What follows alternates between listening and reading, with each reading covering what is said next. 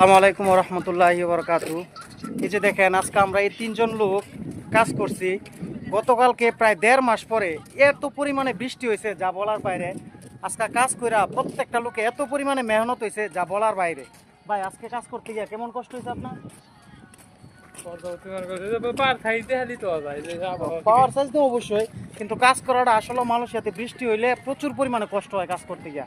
বিশেষ করে যারা নাকি লঙ্কানের কাজ করে তারা অতিরিক্ত কষ্ট করতে হয়, কারণ এদেশের মাটি আপনার লাল মাটি। বৃষ্টি হইলে একেবারে শরীরের অবস্থা খারাপ হয়ে যায়। বুঝছে, আমার শরীর ধুয়ে আসছি, তারপরও অনেক মাটি দেখা যেতেছে।